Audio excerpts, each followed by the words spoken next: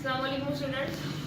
आज कैसे हैं आप लोग। आज हम लोग अपना लेक्चर नंबर जो है वो 8 पढ़ेंगे। चैप्टर नंबर 2 हमने लास्ट प्रीवियस लेक्चर में स्टार्ट किया था, जिसमें मैंने आप लोगों को, इसका टाइटल था सॉल्विंग द बायोलॉजिकल प्रॉब्लम। तो एक टर्म आप लोगों को करवानी थी मुझे बायोलॉजिकल प्रॉब्लम की, तो वो मैं अभी आप लोगों को करवा दूंगी। लेकिन उससे पहले मैं आपको बताऊँ कि हम पढ़ क्या रहे थे। हम पढ़ रहे थे basically steps of biological method.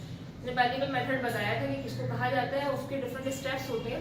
वो बायोलॉजिकल मेथड, उन स्टेप्स को हम अप्लाई करके किसी भी बायोलॉजिकल प्रॉब्लम का जो है वो सॉल्यूशन जो है वो पेश करते हैं, या उसका जो है वो सॉल्यूशन पेश किया जाता है, उसका रिजल्ट आता है, ठीक है, या उसको सॉर्ट आउट किया जाता है। तो साइंटिस्ट जो है वो जिनका ऑब्वियसली जो जितने भी साइंटिस्ट हैं वो ये काम कर रहे होते हैं, तो बायोलॉजिकल प्रॉब्लम उनके दरपेश आती है, तो फिर वो उससे रिलेटेड वो अपना वर्क शुरू करते हैं और फिर उसको जो है सॉर्ट आउट करने की जो है वो कोशिश करते हैं।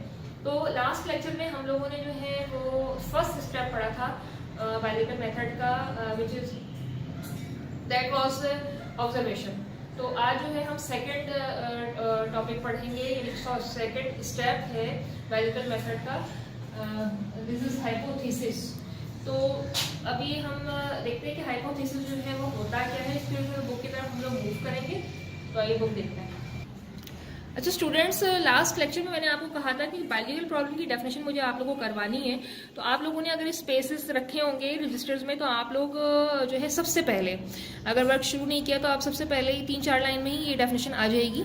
तो आप अपने रजिस्टर में जब वर्क शुरू करेंगे चैप्टर नंबर 2 का, तो सबसे पहली डेफिनेशन यही लिखिएगा बायोलॉजिकल प्रॉब्लम की।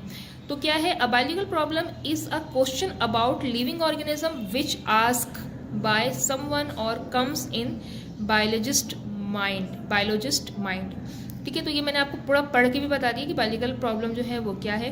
एक क्वेश्चन होता है किसी भी लिविंग ऑर्गेनिज्म से मुतल्लिक, जो कि किसी भी इंसान के या किसी भी बायोलॉजी पढ़ रहे होते हैं, जो बायोलॉजी से रिलेटेड नॉलेज रखते हैं, उनको बायोलॉजिस्ट कहा जाता है। उनके माइंड में वो आ सकती है, तो बायोलॉजिकल प्रॉब्लम इसी को कहा जाता है। वो कोई डिजीज़ वगैरह भी हो सकती है, जैसे मैं आपको पिछले लेक्चर में बताया है।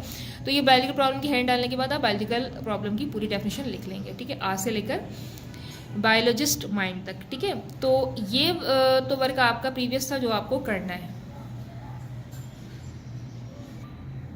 अब हम अपने अक्सर टॉपिक की तरफ आ रहे हैं। हाइपोथेसिस समझ रहे थे। अब हाइपोथेसिस जो है वो सेकंड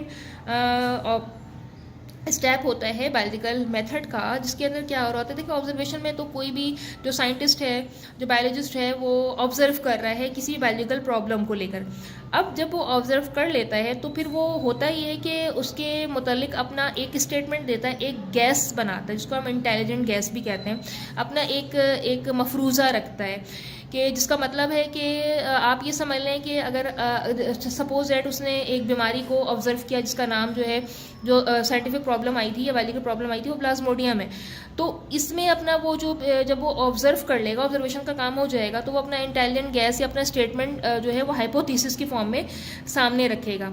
वो ये बताएगा कि जो कॉज है बेसिकली, जो प्लाज्मोडियम उसने ऑब्जर्व कर लिया,